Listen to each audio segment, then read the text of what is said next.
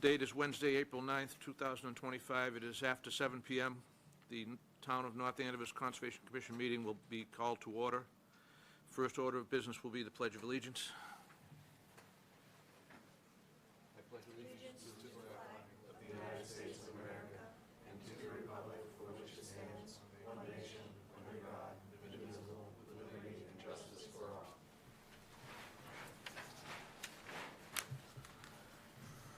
Approval of minutes, if anybody has read and wants to offer the minutes for approval.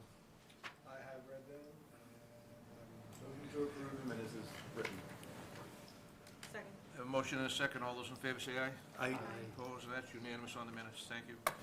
General business, first order will be 660 Great Pond Road, Rolling Ridge, Eagle Scout Giving Garden Trails Project. All right, so this is Pratik Mankala, and he wants to give you a slideshow of his proposed project at the Rolling Ridge campus. And I will bring it up, and you can come to the podium and just talk it through if you want.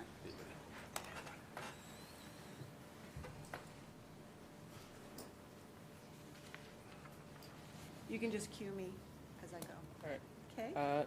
So this is my Eagle Scout project, which is going to be leading the construction of a raspberry trellis for the Giving Garden at Rolling Ridge Conference Center. So, Benefit? Or am I jumping too far ahead here? Okay. Second one? yeah. Okay. So my project involves leading the construction of a raspberry trellis, and it will be 8 feet tall with 2 crossbars on each post, and they will be 3.5 feet and 2.5 feet long respectively, and they will be notched into the larger post. And the larger post will be dug 2 feet into the ground. There will be 4 eye bolts on the bottom crossbar and 2 on the top crossbar, and they'll be connected by 50 feet of wire. So this will be a helpful addition to the Giving Garden because they've been wanting to grow raspberries for a while, but they haven't had the opportunity to. And this will allow for another addition to the garden's wide variety of food grown there. And they donate all of their food to local communities in need. And so this project will help feed them. And it will be placed alongside the blueberry patches. And it will not be intruding on the 50 feet zone that is not allowed to be built on. Mm-hmm. So it will not be intruding on the wetland area next to it.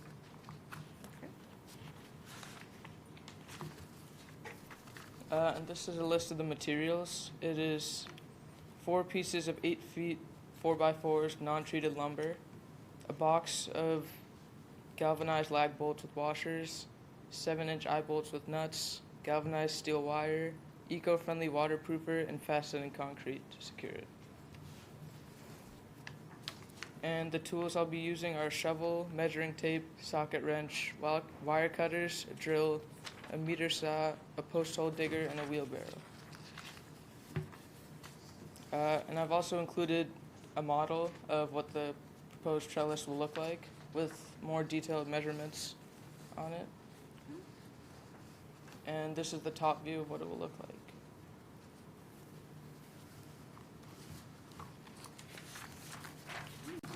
So I guess we can open up to any questions that the commission may have for Pratik.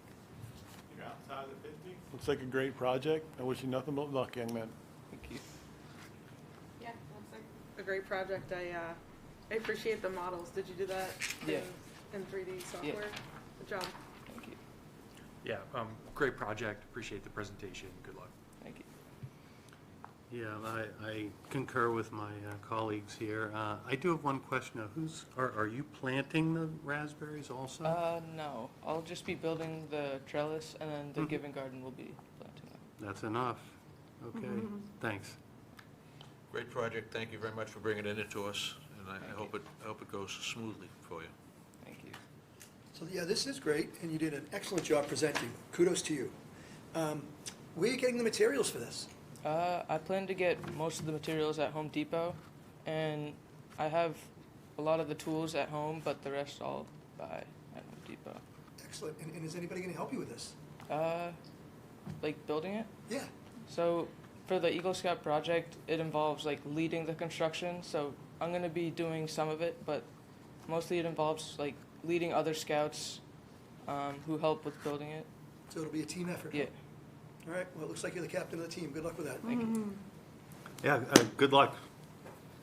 Thank you.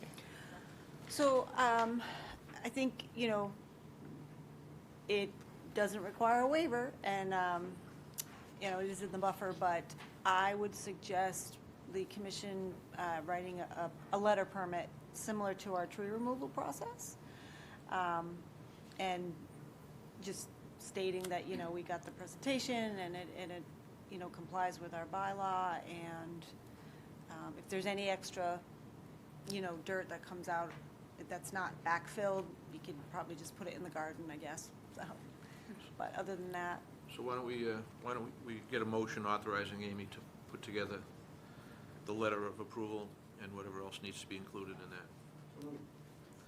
Motion and a second. All those in favor say aye. Aye. Aye. Opposed, and that's unanimous. You're all set, sir. Thank you. great, thank you for your presentation. Thank you very much for being here. Appreciate your Thank you. efforts. Thanks, thanks for coming in.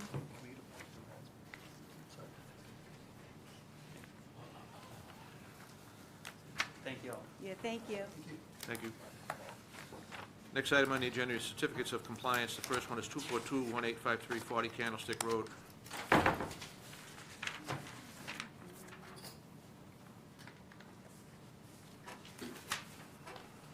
Alrighty.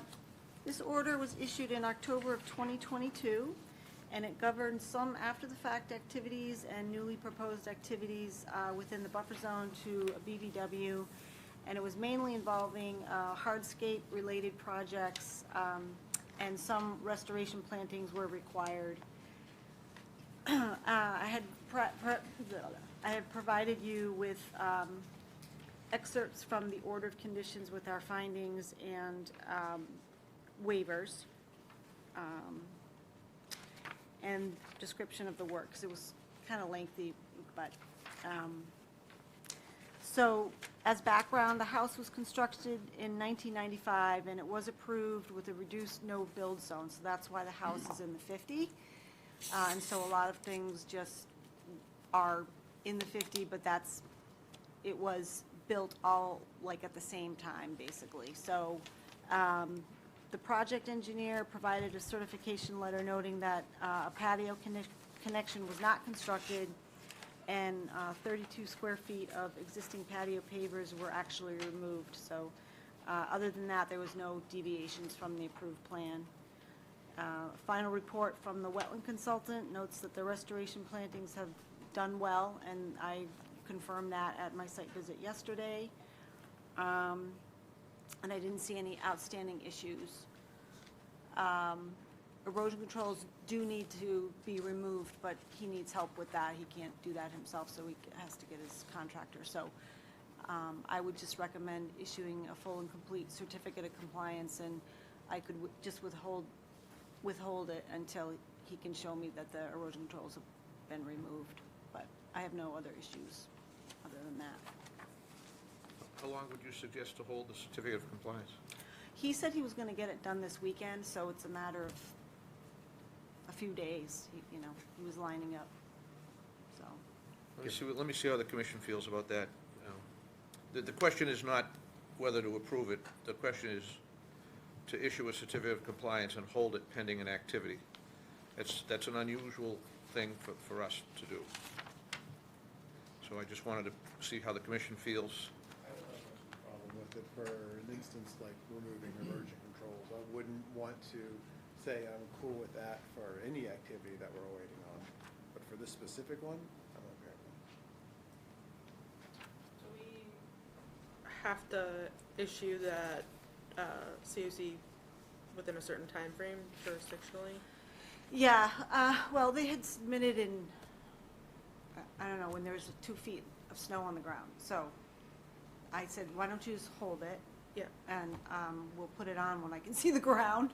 So we waited until now. But I think that they're fine with whatever the commission decides to do.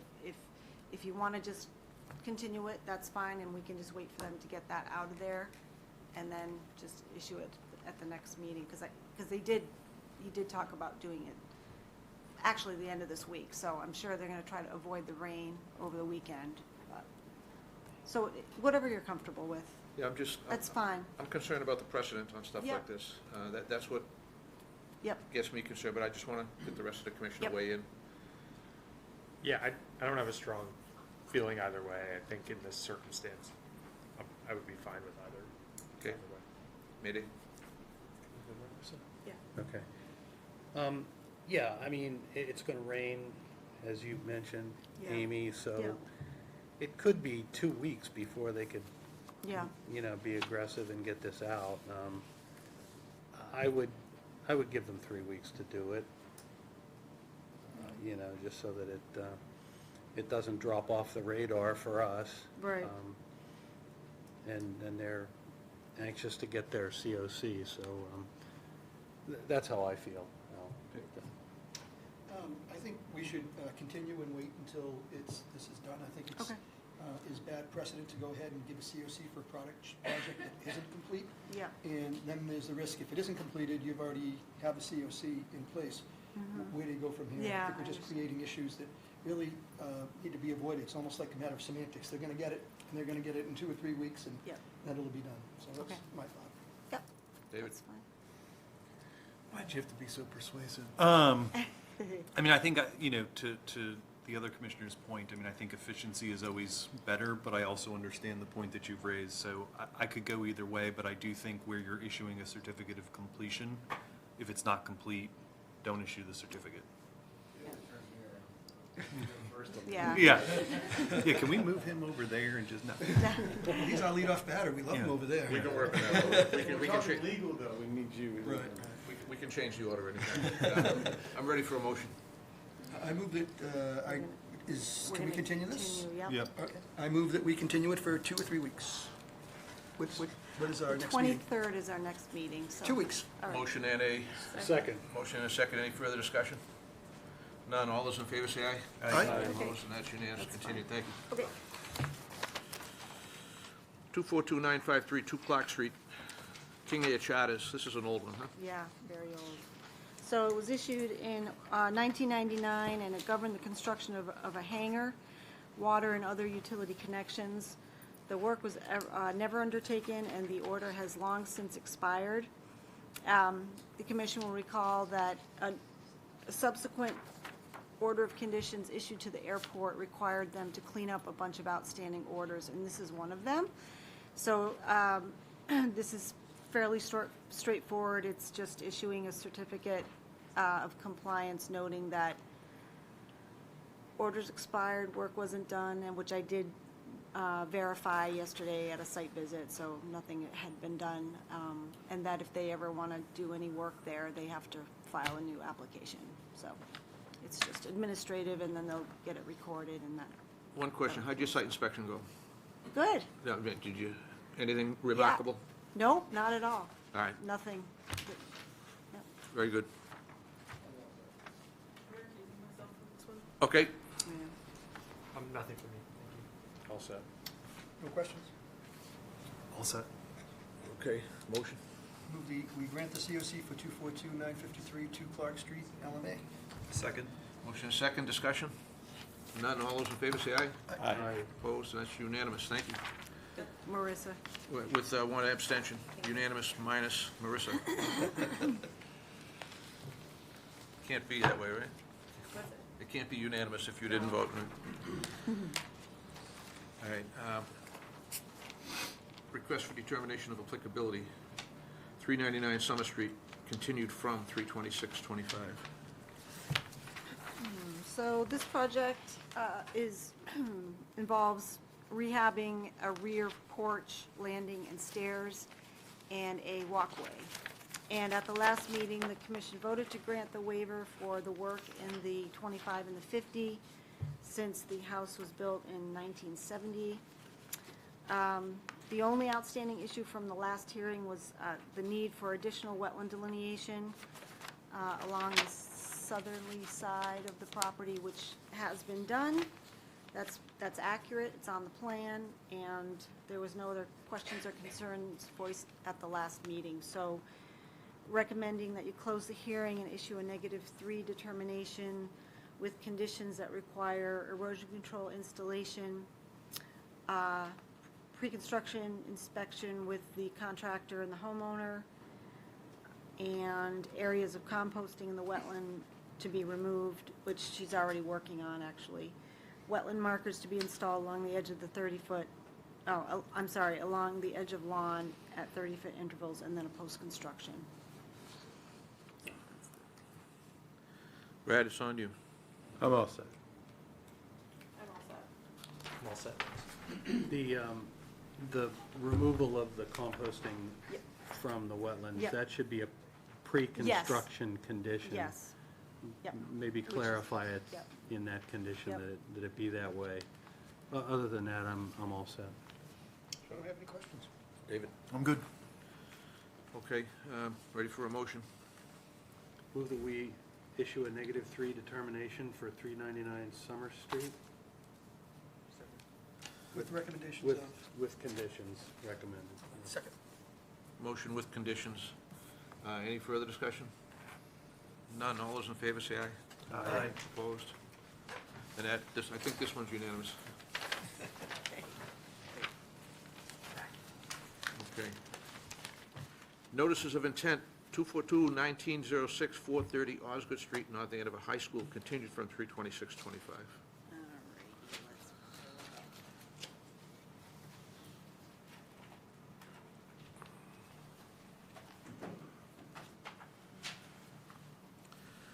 Welcome back. Thank you. Glad to be back.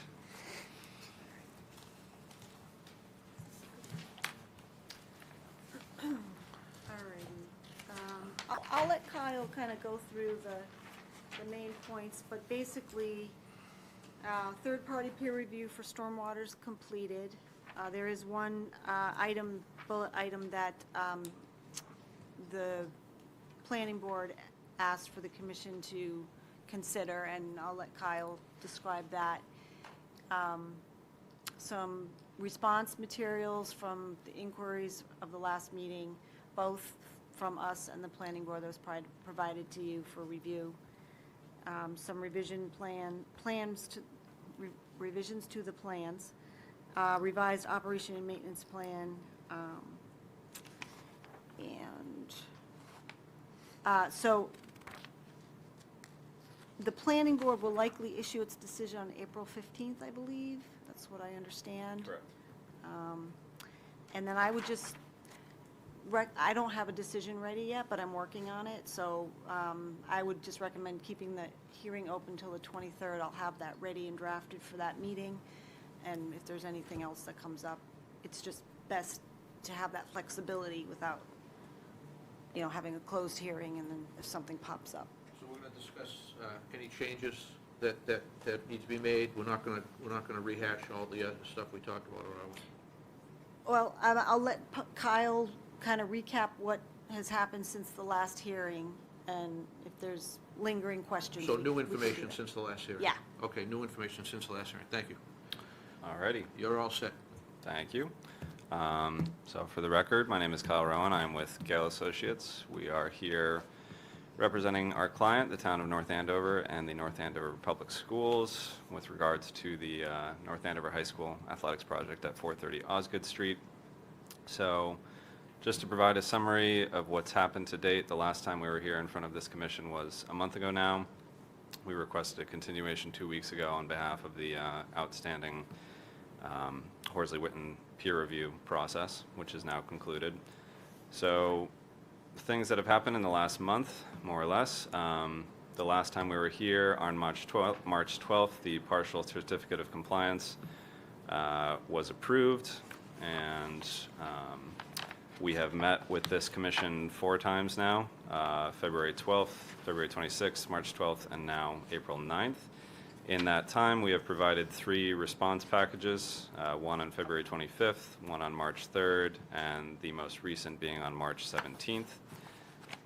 On the March 17th response package to this commission, just as a reminder of the things that had changed up until that point and the changes that were associated with that document, we added a 4-foot fence on the southeast side of the access drive up to the existing Walsh Stadium on the bottom of your screen there. We added a 6-inch composite board at the base of the southern portion of the baseball fence, all the way from the backstop on the left side, all the way along that southern portion of the fence to where it abuts the walkway on the right side. This is intended as an additional buffer against any potential crumb rubber migration off the field.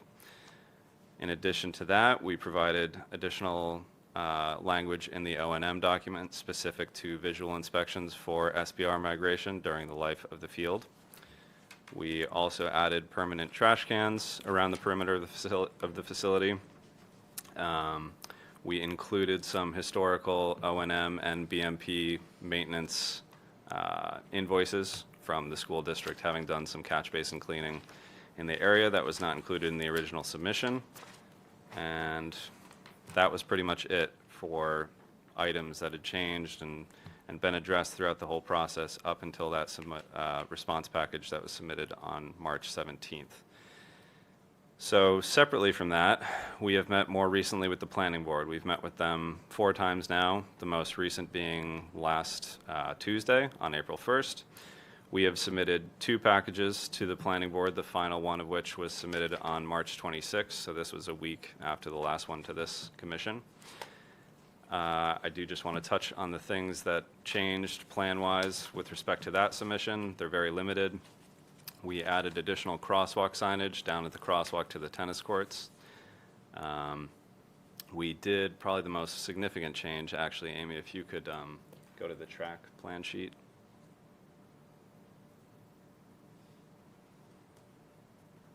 I think do you have the actual permit set up?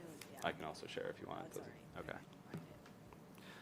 So when we get to it, the largest change that came about from discussions with the planning board was reconstructing the existing 6-foot chain link fence along the abutter properties to the northeast of the running track. This was at the request of the abutters, seconded by the planning board and accepted by our client. So we'll get to that in a minute and show the actual extent of that fencing because that actually needs to be discussed a little further. Additionally, we added no trespassing signage to that fencing as trespassing is a significant concern for them presently at the track. And It's not the 3, is it? 3 tons, right? Is Yep. it? Okay. That's the most recent All right. fully compiled set.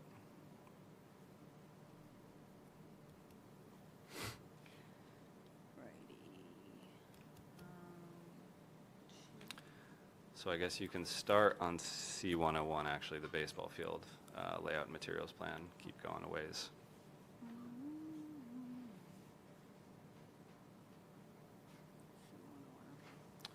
Yep. Oh, back up. Well, One more sheet up. Keep going up. 2 more sheets up. 3 more Okay. sheets up. There we go. all right. Okay, so the last change that came about with the planning board, if you can see there where the gravel drive meets the existing Walsh fields on the left side of your plan sheet, we did expand the drive slightly to create a turnaround for the ambulances. This was at a direct request from the fire department. I will note that turnaround is still entirely outside of the 50-foot zone and will be fenced in on the southeast side. And if we can go to the next sheet. So you can't really see it on these plans, but there are labels called out for additional signage on either end of the crosswalk. You can see about 50 feet up from the crosswalk on that side, and then the same thing on the opposing side, again, in response to the planning board's request. And then lastly, if we can go to the track, and I think that'll be the last plan maneuvering I make you do, and go over to the right, that is the reconstructed fence. So there is a fence there now. We're just reconstructing it in place. And it starts up in the riprap slope on the northeast side of the track, and then it'll continue down to the beginning of the 50-foot no-build zone right there. So that's the extent of changes between the last time we met this commission and our meetings with the planning board in terms of actual plan changes. Other than that, all of our response packages have been narrative responses. So with the draft conditions that were received from the planning board on April 3rd and revised April 9th, there are 3 items that are in there that they want us to bring up with this commission tonight. Item 1 was already alluded to by Ms. Maxner, which is Hamilton or Horsley Witten's peer review response. Item 4B, which if I pull that up, I can read it aloud here.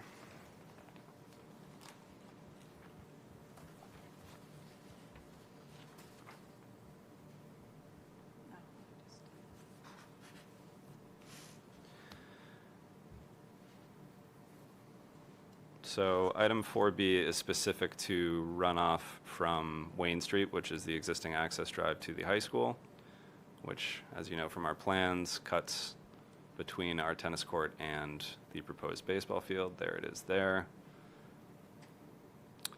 And the bulk of this, down at the update on April 1st, the applicant has described the work that would be necessary to provide additional treatment of the stormwater prior to discharging to the wetlands. Horsley Witten concurs that the excavation required to remove and replace the existing drainage structure would be significant, and at this time may not be useful. If any of the roadway runoff flows overland into the wetland, additional vegetation within the buffer zone would be favorable. Horsley Witten defers further discussion to the Planning Board and Conservation Commission. So in the actual draft Planning Board response that we have so far, they did more or less push this item onto this commission for review. So for a little bit of context there, our response, I don't know if it's actually in this document. I don't think it is. Up there where it says March 14th, you'll see a summary of our response, which is that we noted the runoff from Wayne Street will continue to be managed in the same way it currently is. As a reminder, we're not proposing any direct improvements to Wayne Street itself. Our limited changes to that street will be the crosswalk painting, the addition of a curb cut for an emergency access to the baseball field, and then we're shifting the existing curb cut to the gravel parking lot out of the 50-foot zone up a little ways. So it's our opinion that we are not significantly altering that roadway, and any pre-treatment that we could install in the scope of this project would require additional excavation and significant work within the 25-foot and 50-foot zones down by the wetlands. So that is where we leave it, up to the commission. So what does that do here? Does that require us to condition that? I believe that is the intent, yes. The intent is for us to condition it? To, yeah. Understanding that it's possible that a condition that comes from this commission may cause an alteration beyond. So I think what it is the board is effectively just pushing this item, Horsley Witten's consideration, to this commission for your own consideration. Whether or not it becomes a condition is ultimately up to you. We don't have to issue anything for this one. If we agree with Horsley Witten's interpretation there, and we don't think anything else needs to be done, it's not something we even need to address, is it? Well, it depends. Yeah. I have some questions. Yeah. It could. I mean, we don't have to, Yeah. but we could make them do something. So, right now, explain what happens to that runoff. Where does it go? What does it do? So, long story short, all the way up and down Walsh or Wayne Street there, from the top parking lot and down all the way to the tennis courts, there's a series of catch basins along the side of the roadway. Those ultimately all tie in, if you can go to the next sheet. Those tie into 2 structures, one of which actually right above your mouse right now. See that DMH Oh, a little yeah. further up? Yeah, there's 2. That So there's one. that one right there. There's an outfall into the wetlands, and upstream of that outfall is a drain manhole structure. That is where the majority of the catch basins on Wayne Street, sorry, tie into. So in terms of what we could do for pretreatment as a part of this project, again, it's our opinion that we are not altering Wayne Street in any meaningful way, and therefore this isn't necessarily warranted. But what we could do, if anything, would be to replace that structure with some sort of control structure rather than just the manhole that it currently is. But as you can see, that would require excavation, removal, and replacement within the 25-foot zone. So is it both of them or just this one up here? The one below is what ties into the existing wetlands. So if you recall, that wetland will actually be, we're removing that culvert and restoring the wetland upstream of that. Oh. But yeah, that's just a Okay. culvert under the So roadway. it'd be that one. Let me ask my engineers. Are you increasing the impervious that is going in anywhere in the watershed, going down to that manhole? I think you could make that case with respect to the, if you go up to the next plan sheet there, to the right, that's really the extent of our improvements relative to Wayne Street, is that curb cut in the top right. Driveway apron? Yep. I don't see enough work within that basin to require them to do any more water quality. I agree, that's gonna be a pretty good disturbance down there. Driveway apron is big though, but yeah, I don't think we get a whole lot of bang for our buck requirement. All you can do is put in a water quality unit down there, right? Yep.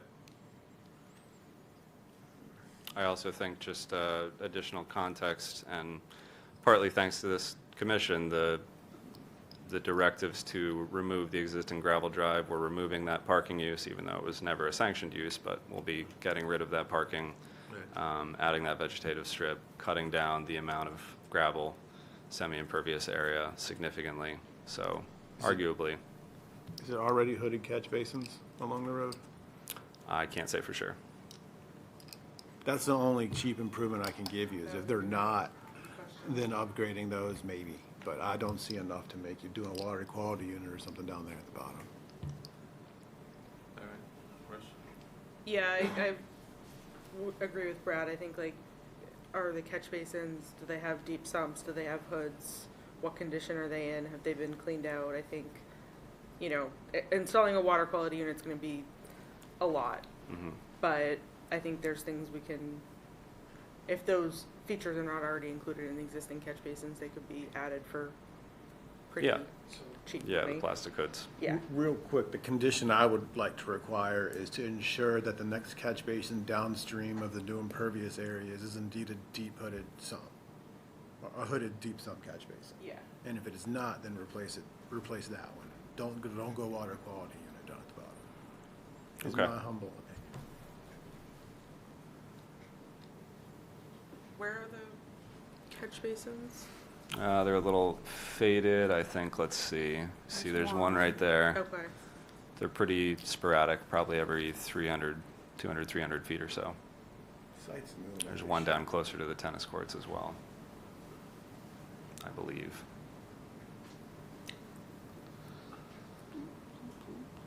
Well, maybe not. I think a lot of this might sheet flow. Yeah, I mean, I think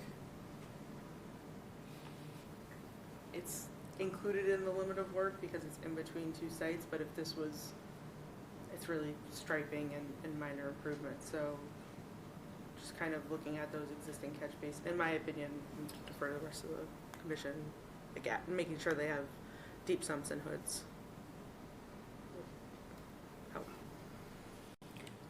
Help. Nothing additional from me, I agree. Yeah, I guess my comment would be that, does that manhole have is it identified uniquely somehow? Or, I just want it to be included in the operation and maintenance plan. This being, kind of the last structure before discharge into the wetland, I think it's important that that be cleaned on a regular basis and that it be included in the operation and maintenance plan. Maybe you can name that DMH Mm-hmm. 1 or something like that and include it in that. That's really my only issue. I agree with our technical folks at the end of the table here. Understood.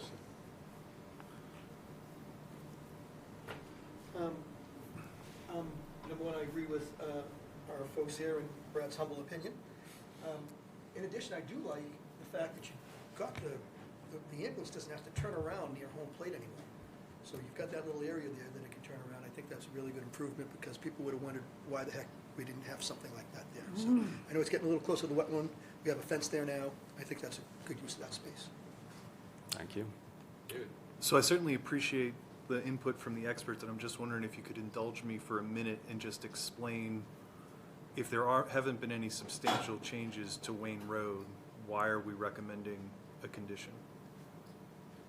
Because the entrance, the addition of the apron further, that's why I asked the impervious one. Okay, that's what I was hoping missing. the answer was no, but Okay. it turns out that is a somewhat significant amount that they're adding back up there. I think they're not gonna have to do a thing out there. I think they're gonna open up that catch basin and find out it's already exactly what we want. So Okay. they don't have to do nothing. I just wanted to make sure I understood, so thank you. Let me ask you one more question before we leave this part of the world. The area where the roadway is altered, and we're creating a no disturb, no-go zone, where now exists a driveway and a shed and all that stuff. And I think that that's excellent choice of how to do it. What are we doing to exclude vehicles and people from this area? Is there a proposal of any kind to exclude and prevent? Because everybody with a four-wheel drive pickup truck is gonna go in there if they can. Where this is right now, Amy, that's perfect. So you can see right there where the cursor is, that's going to be a 24-foot double vehicle gate, one of the, the round steel gates. And then on either side of that, we have timber guardrail going up the street to where it's too steep for a car to get past anyways, and then down to where we hit the vegetation, and as well as a street light. So, It's what I wanted to see, thank you. yep, And then plus the There's fence. a 4-foot fence. That will be long. and that. The guardrail is Along more what I was looking for, so, yeah. All right, go ahead, thank you. Okay, so there were two more items. Again, these are included in what are the draft conditions so far from the planning board. They requested that we bring up to this commission the tennis court fencing height with respect to the possibility of tennis balls making their way over that fencing and into or near the resource area. So they brought this up, I believe, in our second hearing, and the current fencing height is 10 feet, which is standard for tennis court fencing. Our response to the possibility of raising it is once you go from 10 feet to 12 feet and then 14 feet, you pass sort of a threshold with which the foundations will become significantly larger. The excavation process will be significantly more extensive, not to mention cost. And it's really a negligible benefit in terms of how many tennis balls we anticipate that would successfully block with an extra 2 or 4 feet with significant added cost. Unfortunately, netting is not really an option for tennis courts. There is no over-the-court netting that exists, and safety netting, which we're proposing on the baseball field, again, is a very significant cost item, very large foundations for a 20-foot netting pole. And we think just based on how sensitive this area is, what we are proposing is basically to reclaim and rebuild in the exact footprint with what is currently there. So they just wanted us to bring that up, kind of explain the conclusion or our response to their thinking, and that's where that was left off. Let me just check. Anybody have any concerns about that? It's a small issue, and as you've alluded to, there's no real easy answer to how to fix it, so I'm all set. Yeah, also. How are the tennis coaches? I'm just kidding. That's Yeah.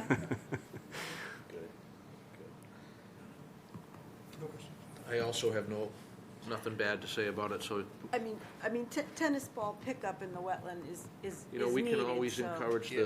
the Eagle Scouts to do a project, Yeah. to go in there and get those tennis balls. They're all over the town Yeah. doing good things. Yeah. We could always make a request. Well, practically what happens, I mean, when the tennis ball goes over, does somebody that's using it, go get it before they leave, or does it just sit there and remain there? I don't really know. I don't think so, not There's from. I a have lot no of idea. tennis balls in there. There are a lot of tennis balls in there? There's a lot of tennis balls. I guess if the kid wants to walk in the mud, they go get the ball. Right. And if they don't want to walk in the mud, they leave it there for somebody else to get it. I bet that's pretty easy during the winter, but during the summer and spring, It's tough to get. going and go getting it probably ain't. Right. Yeah, nobody's. Yeah, so it's just a You know- matter of, I think 10 foot is pretty standard for a tennis court, Yeah. and if somebody wants to hit it over the fence, they can do it whether it's 10, 12, or 14 feet. I agree with you. Is that a new tennis game? Are you trying to hit it? No. Babe Ruth League. It's a 4-year-old dude, right? Go ahead. Okay, so there's one more item in the draft conditions, again, that it's requested we bring up tonight, which is additional fencing at the track. So if we can go to the next sheet down. What we're showing there is what we proposed in the initial response in terms of rebuilding the existing 6-foot chain link fence. But as I pointed out before, we stop where it meets the 50-foot no-build zone. So the board originally requested clarification as to why we stopped there. We explained that we stopped there because it is the 50-foot no-build zone. They wanted us to gauge this commission's appetite for continuing that fence reconstruction into that zone.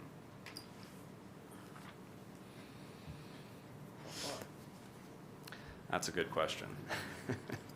I think they wanted to know whether or not it was a possibility. Obviously, the resource area itself is 50 feet away, so we can't go any further than that. But I think they wanted to gauge the appetite, and So what are we trying to fix here with this fence? What's the, Pretend like I don't know the problems of the high school and who's getting on it. our understanding Who's getting off of from the abutter concerns was trespassing seemed to be one of the most significant things. There is an old fence there. It's long since fallen over, rusted out. So I believe trespassing and just some sort of visual obstruction during the winter time, at least. During the spring and summer, that's all pretty well filled in with 6-foot vegetation. so are they asking that the old fence be removed and replaced? Yes, That's what they're asking for an R&R project? correct. And the old fence is already in there? And that's what I'm saying, if we're, all we're talking about is removing and replacing old fence, I have no objection. I don't know how you guys feel. Yeah, so all it's gonna look like at the end of this is just coming up to an old busted fence. Anybody have any feelings one way or the other strongly? No, so it's not being extended, it's that same line? Or is So it I being think extended? depending on what this commission decides, we could ultimately extend it another, say, 25 feet, just a little further into the vegetation, rather than stopping it where we currently have. I guess which way? I don't, it's not clear to me. Down, just straight? Along- like along- that? Straight or at the angle or? depends where the existing one is, which unfortunately the survey didn't pick up right there, but I believe it angles into the vegetation. So probably about where the cursor is now, if you just go down below, yeah, somewhere about there. Really to make it so people can't get around the vegetation, To make I sure high suppose. schoolers can't get around the fence. Well, they'll get around, but they'll get torn up by thorns I think I at can support some point. replacing the existing fencing kind. I Yeah. don't think I'm gonna get behind extending it to wherever the kids will now go around it. Because So- all that's gonna do is direct them further into my wetlands to now go around the fence. So would, I think if we then, in our bidding documents, specify that the fence is to be replaced in kind in its existing location up to the 50-foot no-build zone? The Or- fence or to the currently goes 25. beyond the 50, right? Yeah, I believe it goes into the wetland, Yeah. quite honestly, Oh. which we wouldn't be replacing that. So it's really just what is the tolerance for going within the 50 and/or the 25? All right. So one of y'all guys has been here for forever. Tell me how long that fence is. The fence is original to the school, I think. I'm pretty sure it is. At all. I personally, my personal opinion, I have no problem with fences. I have no problem with a fence going up to the no-disturb zone. At the no-disturb zone, and everything stops, obviously, hence the term no disturb. But other than that, I don't have a problem with a fence. I think fences make good neighbors. I really don't have a problem. I don't know how the rest of the commission feels. I guess, from my perspective, I just want to see like a line or a sketch or something. It can be like hand-drawn, just so that when the certificate of compliance, when it's time to issue that, we're able to say, okay, they didn't go right up to the wetland line, and it's kind of clear where the limits of fence that we all agreed on. Yeah, so we can add on to this plan. It sounds like we'll be meeting again in 2 weeks anyways. We can add on to this plan just to show we will not go beyond the 25. And then obviously in the ultimate as-built for this project, you'll see where it ends up. Perfect. Anybody And would else you- have any thoughts, concerns, Build the questions? fence or the project? Well, we're still on the fence, I think. Okay. Well, I had a question, just so, would you straighten the fence out just to kind of go like that? That's our best interpretation of what actually exists right now. So our intent was just to replace it right where it is. And unfortunately, it's kind of a funny shape. Well, going back to Brad's question about the intent and what you're trying to accomplish, it looks like you have a vegetation line identified right outside of that fence on the other side from the track. And are we trying to, does it make sense to have that fence continue the line down along the vegetation, or why should it? Jut inside to, Yeah, why should it I think it depart should inside? follow the edge of the veg. I think that's just, again, because based on discussions with the planning board, the determination was to replace it where it is. Okay, where And it that's is. not currently where it goes. Well, what's going to be most functional for what they're trying to accomplish? The abutters are voicing concerns with the planning board due to trespassing, correct? That's my understanding. I Yeah, think, and so what would be most effective for this, on the placement of this fence to go further, potentially as far as the 25-foot no disturb zone? yeah, I think we could either move it down along the vegetation I line think to the that's what we 25 should right do. there. I think that's fine. Well, let's, It gets pretty thick in there I after think that. your idea, Kyle, is a good one to, Just bring it I mean, down. if we do, say, 25-foot no disturb is okay, to kind of get a sense for what will be, give the most positive impact for that fence, and then plot that location for when you come back in 2 weeks. Yep, Then I we'll think we're- clarify it. Then I think we're good. Yeah, I think it makes sense just to take it straight along the edge of vegetation, and then that'll allow this vegetation just to keep, That's what we and they're not want. gonna mow, Yeah. it'll give the neighbors more vegetation, I guess. That's my sense too, but Yep. I haven't looked at it as closely as you, Amy. And also, if I could just add one thing here, I mean, I have no objection to the fence, but if this is being driven by the neighbors, neighbors are not prevented from putting fences on their own property too. I mean, if their problem is excluding traffic, you build your own fence. We shouldn't have to do everything. So just my 2 cents, just an old guy's 2 cents. So, let's do it. I'll have 2 more cents. I agree with you, Al. 4 cents. I'm looking at the regulation right now, and it's crystal clear. Pools and pool equipment and fences, septic systems and sheds are all to be kept out of the 50-foot no-build zone. We even have an alternative where if there are no other feasible locations, but those items don't even fall in that category, they're just not to be in the no-build zone.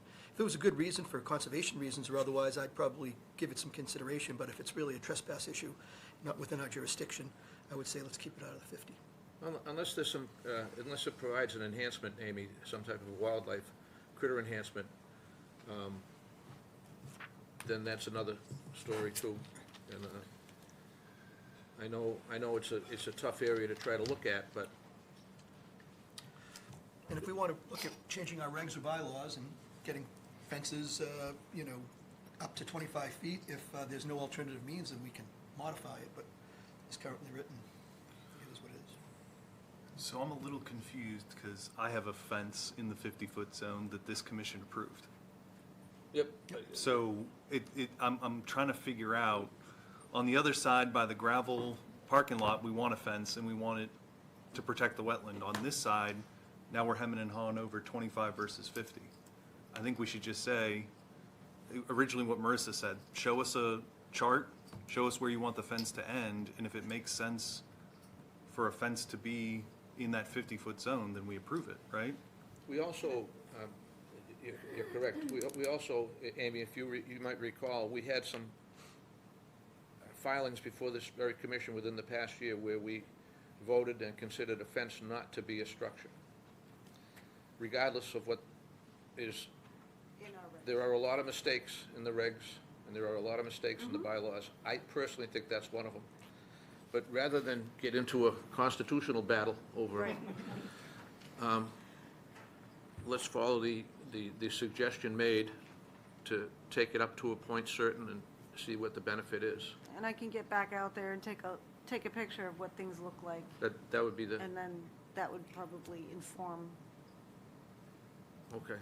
yeah. But, Mr. Chairman, I'd like to just note, I think the point that both of you gentlemen made, which is we probably at some point need to look at these regs and the bylaws. So, just so you have great comfort going forward, we have a bylaw subcommittee already established, and I'd be happy to have you join it. Would love to. Okay.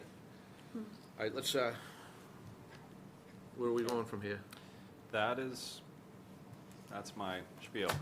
Okay, that's it, and that's all, that's everything new, everything else is Correct. already established law. Correct. Okay, good.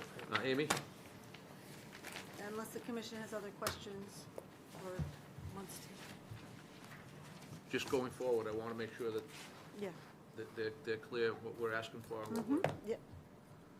any additional stuff you guys need? All right, the engineers. Just a couple questions. On standard 9 questions, on your response, they suggested preparing a combined O&M plan for the existing stormwater facilities and the ones that we're putting in there. Is that something that the planning board has conditioned? That is in their draft conditions. We did actually request clarification, just confirming what that entails. And we received a response from Ms. Enright, which basically the existing O&M plan on the full school parcel, the 2001 and 2004 projects, will be combined with our new O&M plan for this project, and therefore it'll be all one large O&M for the full parcel. And following up on that one, are we going to require that there is a receipt for a signed O&M plan? I believe that is in the draft I saw it was conditions. recommended. I did not see the draft I'm conditions. pretty certain it's in the draft conditions, yeah. Great. That's typical of the planning board to require that. Good. I just want to make sure that they know that there's operations and maintenance to be done. Yes. I'm all set. My questions are also O&M related. The subsurface detention system under the field, I know we talked about it previously. Yep. How is that going to be maintained? So, for one, we're marking that with tick marks on the turf itself. That'll be permanently demarcated to its exact location. Does it have to be cut? There are maintain it? seams. There are seams. So if and when they go down to inspect the inspection ports, Yearly? they open the seams. Yeah. There's no other real way for us to provide a route there. Is the turf manufacturer okay with that and like gonna still warranty it if you're ripping it apart every year? There are PVC drain manholes around with the collector system Yeah. around the outside of the turf. Those are intended to be inspected occasionally. That's understood to be a part of the existence of the field and the life of the field and O&M of the field. So yes, it's our intent for that system, the detention galley, to be treated similarly. So they have to cut the turf to check the other ones too? At seams, but yes. It is the school that who does the maintenance? Is it DPW or the school department or School department. are they aware of that needs to be done? It will be in the O&M. We can make sure they're aware. I think one piece of context I want to add to this is, as part of this project, when we take off the existing cover over that detention galley, we have required that the contractor open those inspection ports, clean the galley, as well as camera the lines, the outlet line, to where it meets its first intermediate structure just before Walsh Stadium. So we're going to do a full inspection of that system. as well as its outlet to the next structure down, and get a full picture of how it's operating and been operating for 20 years for that matter. Can we request to be there for the inspection of that Yeah. structure? Yeah, We can do of that? course. Yeah, I would why like not? to do that. All right.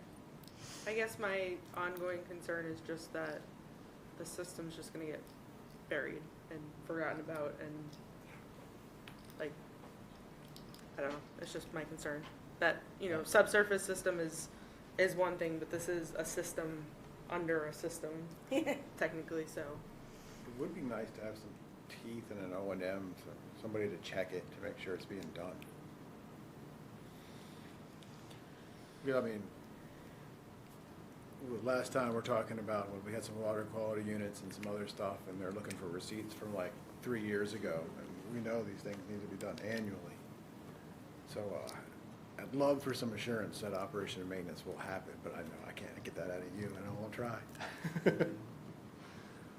Well, that's where the order of conditions comes in. Yes.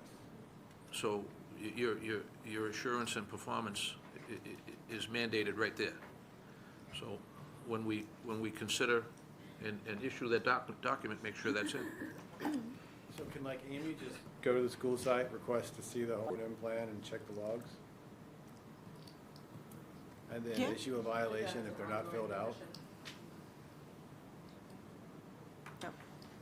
Well, I don't even think she'd have to do that. I think they would be required to submit them to her, and if they didn't submit them, then Right. she could Okay. Right. take action. Yeah, I mean, our condition in the order can be yearly reporting, Okay. and then if we don't get it, then we But send a prac- friendly letter of reminder. Yeah. and- Sounds But good. practically speaking, that's an awful I love that big condition. responsibility placed on you for every time we do something like this, which is almost unrealistic to keep up with, and the fact that it's so hard to access that area makes me to believe it's probably never gonna get done, so I think Marissa is 100% correct. But There's a representative from the school department here that can confirm that they're aware of the plan. If you can go either to the podium or a microphone, have a seat.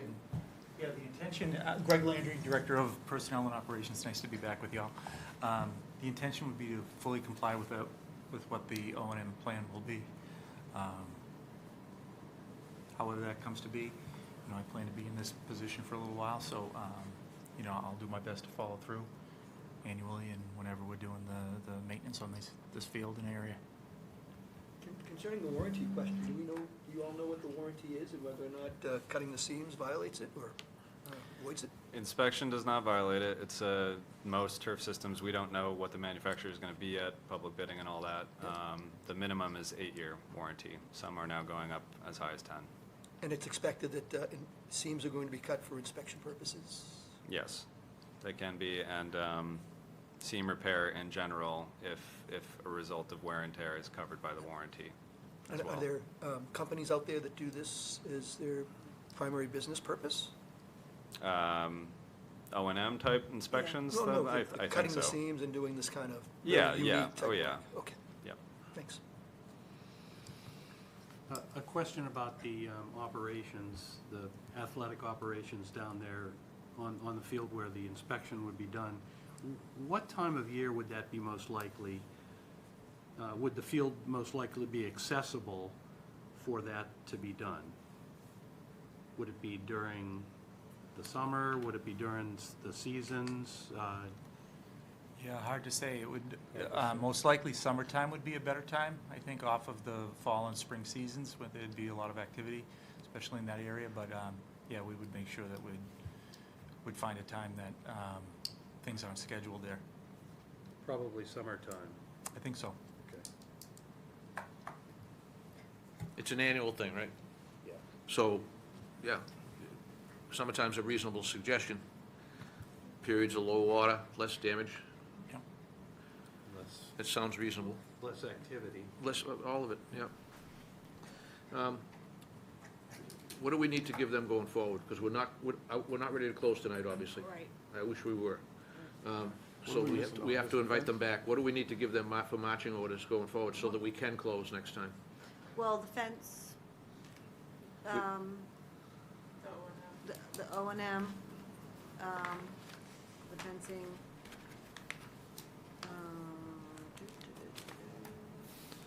I know you were taking notes. You have, I pretty much have. You have an action list there? In terms of an actual sort of deliverable, that would be just a more detailed sketch of the fencing, the ultimate terminus of that.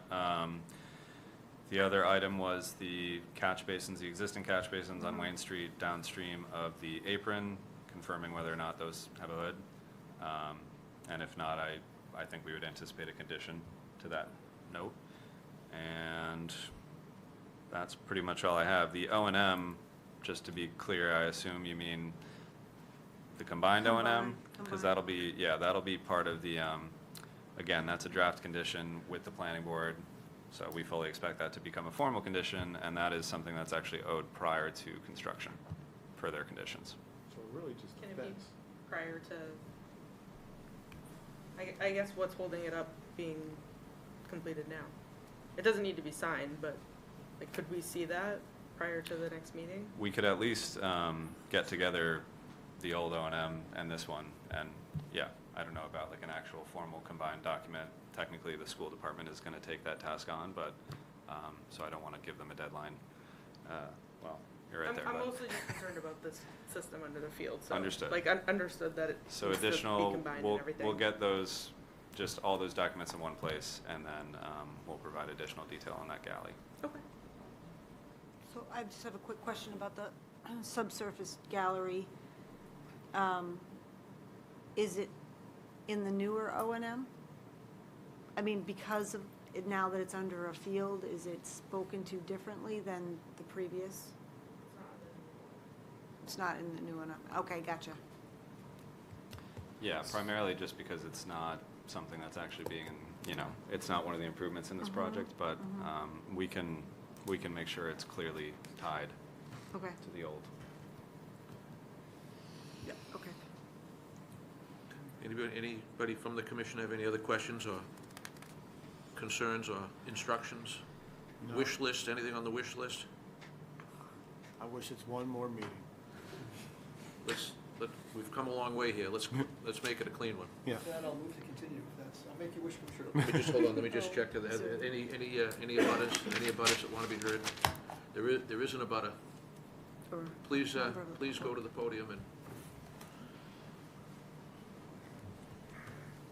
Actually, I wish it was 0 more meetings. Melinda Perone, 65 Meadowood Road. I'm not a physical abutter, but I'm here to speak up about the additional artificial turf. And I know that we're just working with new information here, so with regards to the O&M that we were just talking about, one of my concerns is that there are already 3 standard-sized turf fields there at the high school. They've been there since 2004. So if this is a standard maintenance, this should be done every year on those fields. I'm not sure why they haven't been done and why that upkeep hasn't been done, but it should be a simple add-on if it's going to be added on. And I spoke at the planning board, and I asked, please, if you could make sure that the staff at the high school have adequate additional staff to do the work that they need to do to fulfill the warranty. Because there is statement within the Gale Associates paperwork that says the warranty requires you to keep up the maintenance work. And my understanding is that there are not enough staff right now to keep up the maintenance work for the original 3 standard fields. So we're adding on another, basically 2 standard fields of space. And I just don't see how you're going to meet the warranty when the warranty is not being met for the present fields. So it's a wonderful thing, and in fact, my son is a baseball player. So he's rooting for it, but I don't see it getting taken care of. The second piece of new information here would be the 2025 Open Space and Recreation Plan that just came out. That plan I attended when citizens were asked to comment. And the objectives under Section 8, Goals and Objectives, Goal 2 has 4 parts. 2A is to implement regulations and policies that reduce impacts to the natural environment, as well as restore and enhance these resources. Skipping down to 2C, use nature-based solutions to adhere to the town's multi-hazard mitigation plan and maintain active status as a municipal vulnerability preparedness community.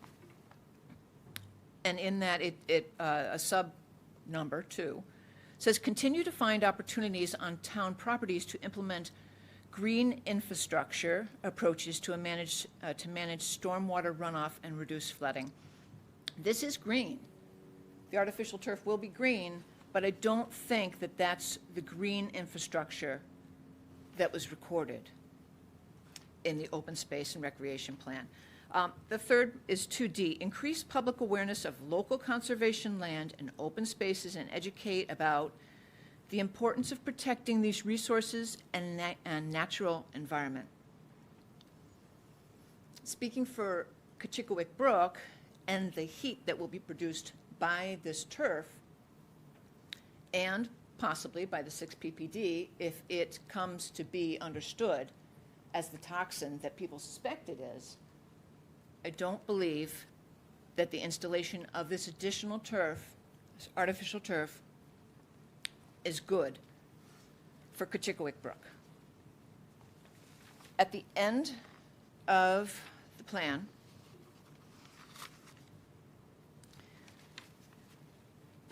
there were open-ended questions that citizens were asked to comment on.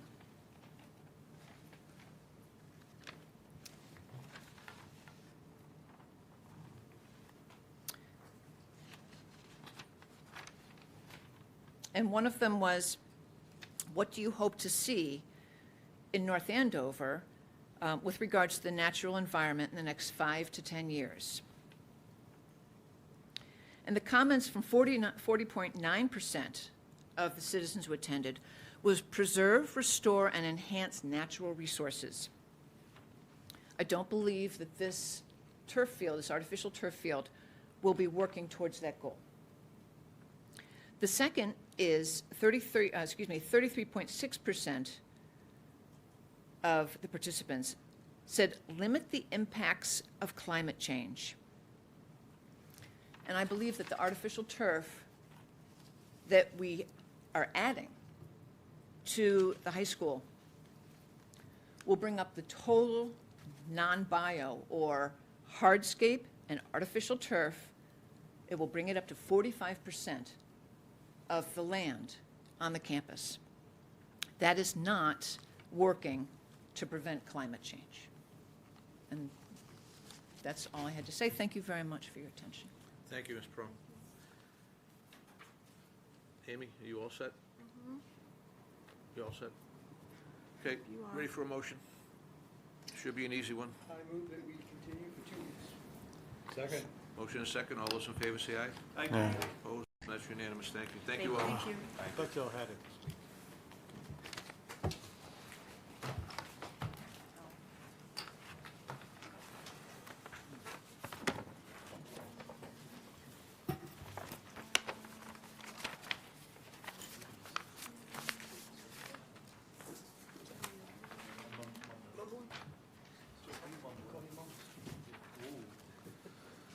Thank you, guys.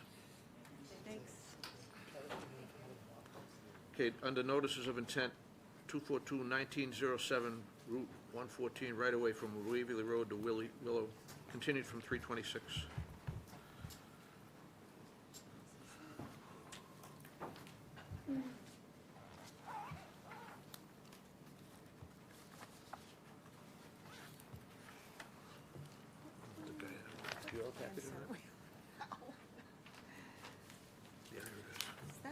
Is that the right plan set? I don't think it is. It should be named, it should have the April 2nd date on it. Where? Right. Yep, one more down, Amy.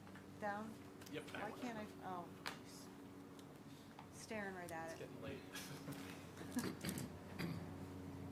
All right, you can tell me whatever page to go to. All right, so, since the last meeting, DOT's team responded to both Mass DEP's Wetland Division and 401 Water Quality Division comments and questions. A lot of them mirrored each other with some differing comments from 401 Water Quality.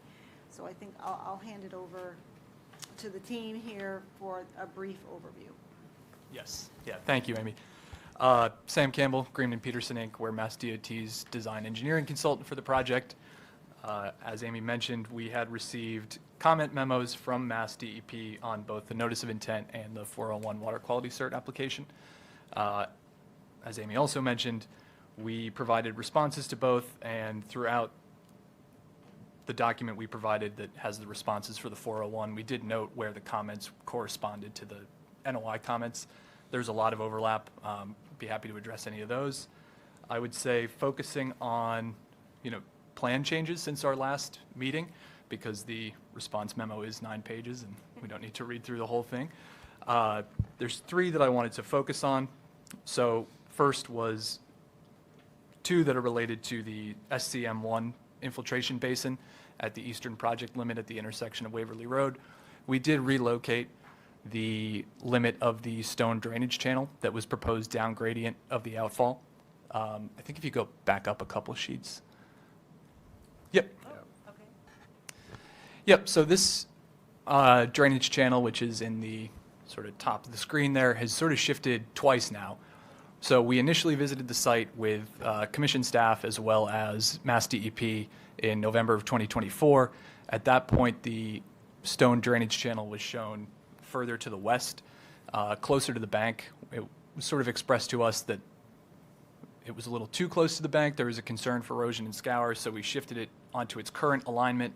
Following the submission of the NOI, we were asked to extend the wetland flagging a bit there and potentially reduce the limit of the channel. So we did have our wetland subconsultant go out, extend the stream flagging. They did identify a small pocket of BVW in the bend of the stream channel, and we shortened the overall length of the stone by a significant amount. So the outfall point is still the same, but ultimately the stone channel is shorter now than it was initially. We still feel it's adequate erosion and scour protection. The initial longer length was just, I don't want to call it overkill, but contingency measure. And what's proposed here and shown on the revised detail sheet is that there is going to still be modified rock fill, but it'll be buried under native material, then reseeded. So where you see the limits of stone here, that'll be exposed. Everything down gradient will have a natural material over it. It's intended to be vegetated, but there is sort of a fail-safe that will be buried modified rock fill should there be severe erosion and scour. We feel pretty confident that that area will vegetate nicely because this isn't a situation where we're anticipating consistent flows out of the outfall. It's really only when elevations within the basin exceed 40 feet, the contour that is, not 40-foot depth. I believe that's between the 10 and the 100. Okay. So there's an orifice on the side. There's a structure. There's an orifice on the side of the overflow. There's also a grate on the top that's at 40.7. Both of those have trash grates on them as well, so that when you get flow through that system, it's not picking up any debris that might end up within the basin in between O&M procedures. And then the pipe run from that inlet to the stone channel is relatively flat, so we don't anticipate flows picking up any velocity there and causing erosion and scour. So those were the changes there, and then the only other real plan change that you'll see is on Andover Bypass, Route 125. There was a stream that was identified, and at the time of the original delineation, they were only able to pick up one of the banks because it was pretty severely, inundated. So they went back out. They were able to identify the other side of the bank and a very small portion, less than 10 square feet, of an area that had previously been identified as a BVW impact is now identified as a land underwater impact. So that's reflected on these plans and in the response memo that we provided. So The notice of intent responses were all narrative and significant overlap between the 401. I would just say that if the commission is, reviewing those and sort of curious about where they might differ, there were 3 comments on the 401 water quality cert that varied from the NOI comments that were provided. They were comment 12 regarding the slope of modified rockfill. There was a mislabeling on the plans. We indicated that the maximum slope for modified rockfill in our typical sections was 2-to-1. What we're showing on the plans is actually a 1.5-to-1 slope, and that's what the impacts were calculated based off of. So we just clarified that for DEP and explained that we will revise the typical section to indicate that mod rock can be applied at a 1.5-to-1. The next was comment 18, which was regarding the potential conversion of the stream or swale segments adjacent to the BP gas station. I think it's probably a little further down. Down. Yep.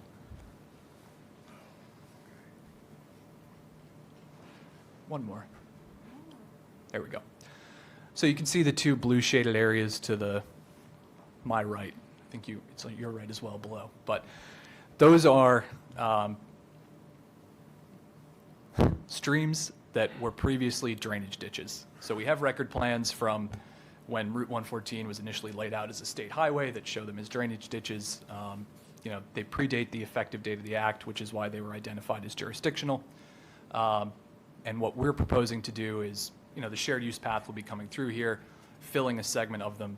What we're going to do is essentially shift them further into the property, regrade them so that they provide the same stormwater and drainage function that is observed today. They're also dominated by invasive species today, so hopefully resolving that, doing a clean out. The catch basin inlets that you see within the proposed swales have hoods. Obviously, a gas station is always a litter concern.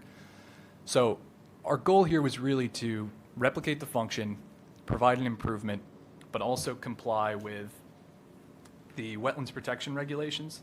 So we typically would not convert a jurisdictional resource area into a stormwater control measure because of, sorry, I'm just searching for my citation here. It's 310 CMR 10.056K, which basically says that no area subject to jurisdiction can be converted for the detention or impoundment of stormwater. Because these are identified as jurisdictional, that's why we're not proposing to really, beef them up as full stormwater measures. In fact, there is a larger segment of the swale further east on the next sheet where we had initially showed stone check dams, and at our site visit, we got some guidance from DEP that we should remove those as they could be interpreted as a measure of detaining stormwater. So that was our response. I think we will probably have a follow-up conversation with Mass DEP about this during their review of the 401 water quality cert. But I believe the comment and their concern stems from the fact that the gas station, has drainage that ties in here, and that would be viewed as a land use with a higher potential pollutant load. And they currently, from what we can tell, don't have stormwater management on their site. So it's something that we've discussed with District 4 operations about potentially investigating a disconnection permit so that stormwater runoff from the gas station is maintained on their site and not discharging to the state system. And the only other comment that deviated from the NOI comments was 401 comment 26 regarding identification of potential staging and laydown areas. So our response to that is that at the intersection of Hillside Road and Route 114, there are 4 properties that are being, full takings as part of this project where the existing structures will be demolished. We feel that that presents sort of an ideal staging area, laydown area for the contractor, and that's all sort of at the project high point outside of all buffer zones and no wetland resource areas present. So that's plan changes and, summary of sort of the comments that we've provided responses to. We're happy to discuss anything that the commission might have for us. Okay. Amy? Anything you want to? No. Questions, comments, concerns? You good? See what the commission All right. has to say. Engineer 101. Don't you hate it when you don't maintain your ditches and they turn into wetlands? That's why we need those O&M logs, right? Yes, sir. I saw nothing to object to, I'm all set.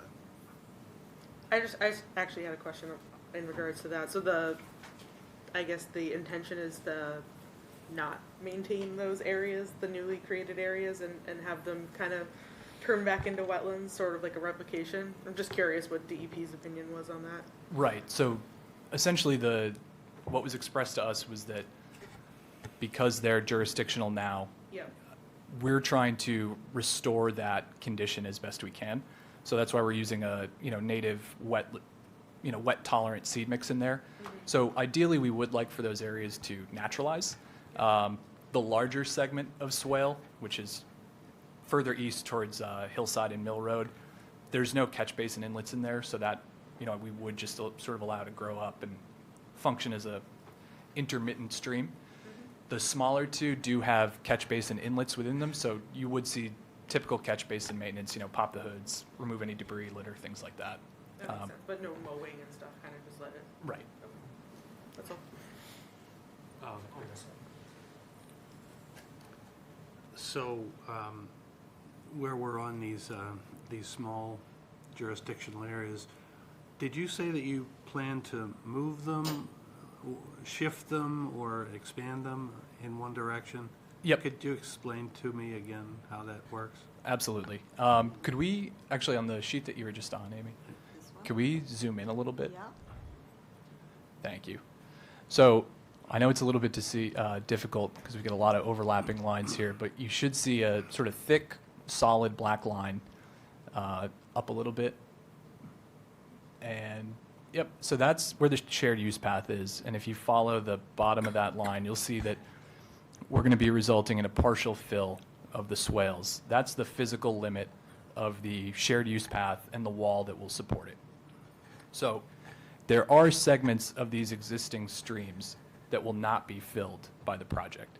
We are still calling that an impact because the intention is for the entire area that's downsheet of that limit, we're going to do a regrading, lower the elevation, create a center line run so it has appropriate drainage, and then seed that whole area.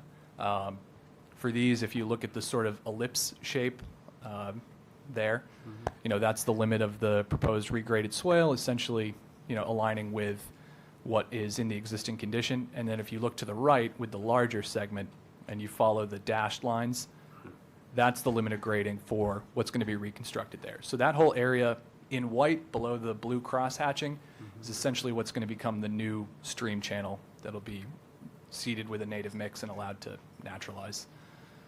The goal is really to just maintain obviously they were drainage ditches, so they're accommodating flows. We're just trying to maintain them as best we can without, piping it fully, trying to maintain the open channel. So this is still a work in progress with Mass DEP too, right? They're still weighing in on what they want to see there? I would say, I think this piece here, they did not comment on. Okay. We had previously removed the check dams. It's the two smaller segments here where they said that, you could potentially evaluate converting those to a formal stormwater control measure. Okay. It's pretty limited space, so even if we were to do that, I'm not sure that it would achieve much in terms of treatment. So I would say that at this time, I don't necessarily foresee that change happening, but I do anticipate at least a similar discussion to what we've had here with DEP as they finalize their water quality certificate. Thanks, sorry. So they're connected, right?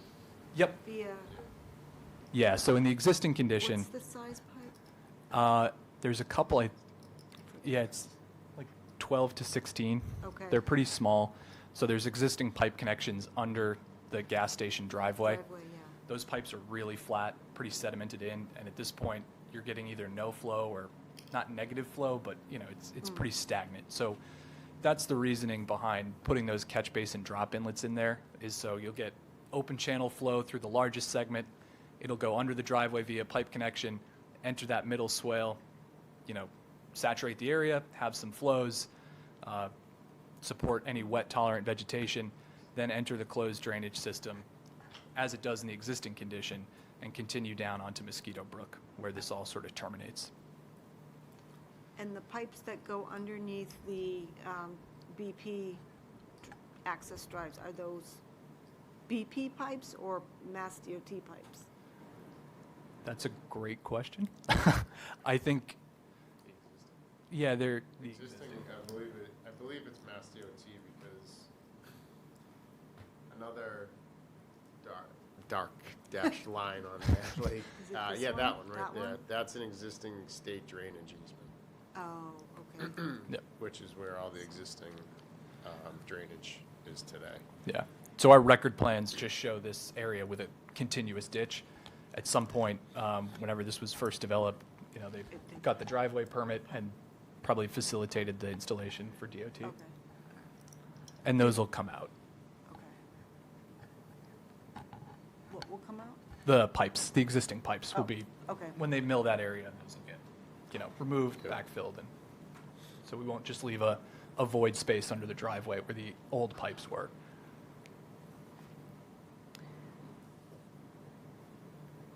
So, so they won't connect anymore? No, we'll put in new pipes that Okay, connect. all right, Yes, all sorry. right, all right. I just meant Okay, that when got we it. move these, you know, we're not going to leave the old Got it. pipes. Yeah. Because you have to line them up again. Right. Okay, got it. That's what I thought. I'm with you too, Amy. I didn't see the new pipe Yeah. either, so you weren't alone in being lost there. Okay, good. All good? Sean? I don't have anything. Okay, what do we want? So I don't have a draft decision ready. I don't know, do you expect more back and forth with DEP and 401 water quality, or? Yeah, so I was actually going to bring that up. I Okay. think, you know, I understand that you don't have the decision, and, you know, we have obviously sent these revised materials to DEP, but I would be comfortable if they just sort of, they've acknowledged receipt. Yeah. But, you know, at least acknowledge agreement with our responses, because Mm-hmm. I don't want to be in a position where the OOC is issued and then they feel that they need to They- appeal. Now, they do have the opportunity to condition this through the 401 process as well, Mhm. but, Mm. yeah, I think, you know, I'm comfortable with the next 2 weeks here. Okay. We'll hopefully hear from them, and we'll be in touch about if there is additional back and forth that we feel needs to be addressed. We can. Okay. All right, we'll see what happens. We'll continue it and see what happens. Okay, and I'll start Anybody drafting wanna- an order in the meantime. Anybody want to be heard on this project? No, I get I move that we continue for 2 weeks. motion and a second. All those in favor say aye. Aye. Opposed, that's unanimous. We're continued. Thank you all. Thank you all very much. Thanks, thank you. All right, we're going to move on Everyone's to here. enforcement orders. Very happy. 242-1878 30 Ann Road is requesting to continue to 4/23/25. Motion and a second. All those in favor say aye. Aye. Opposed, that's unanimous. Which leaves us with 40 Flagship Drive, which is up for enforcement order.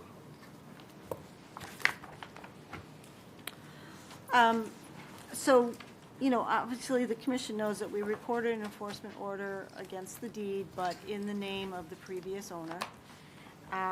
Pursuant to MGL Chapter 131, Section 40, and SJC case Norton versus Pesa of 2021, the statute of repose for when a property changes ownership, we have a window of 3 years to take action on the new owner. So basically, this is just issuing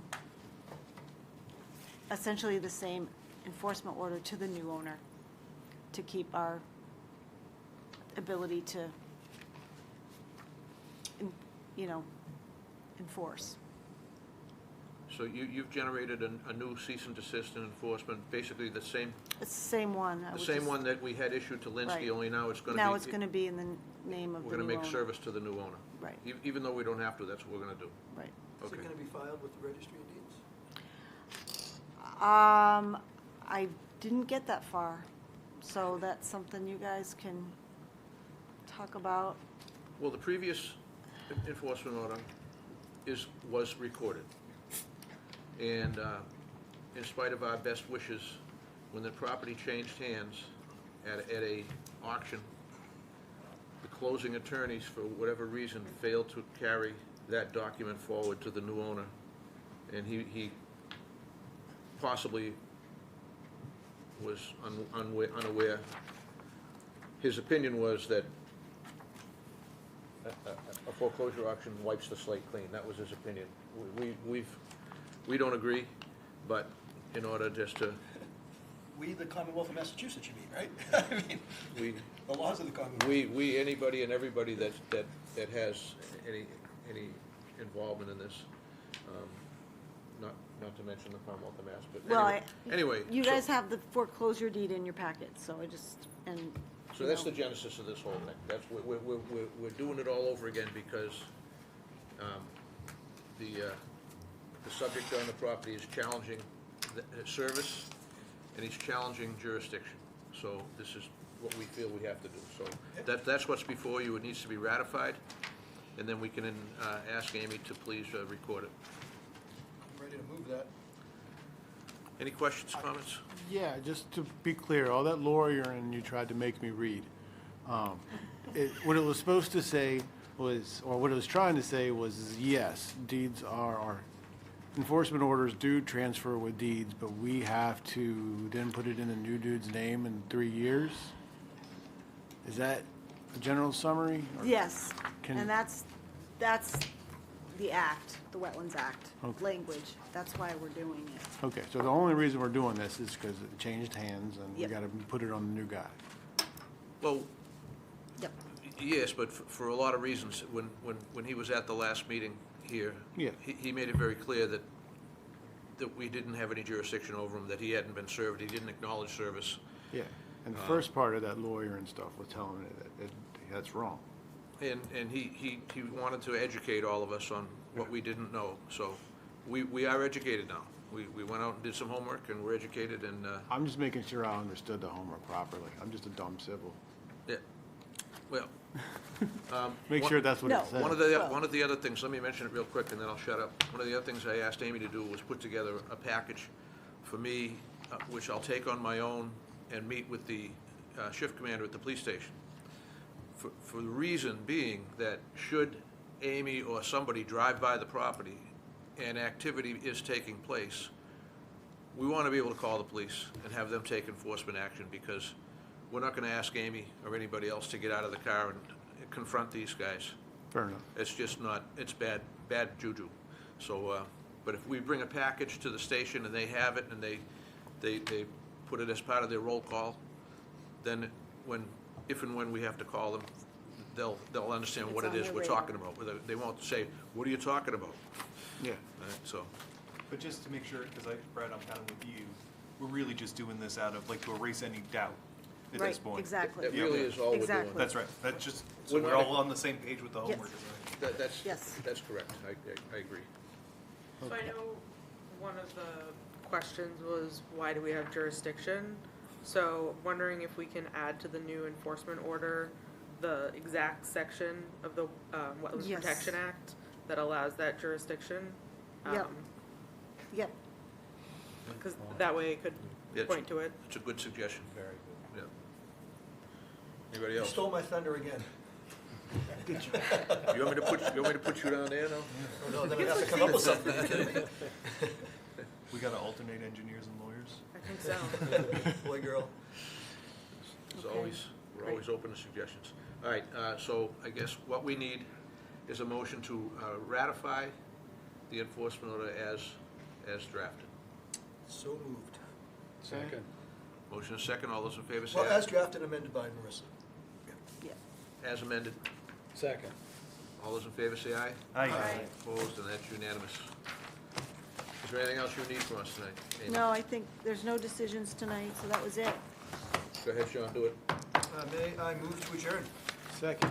Motion and Second. second to adjourn. All those in favor say aye. Aye. Opposed, and that's unanimous. We stand adjourned.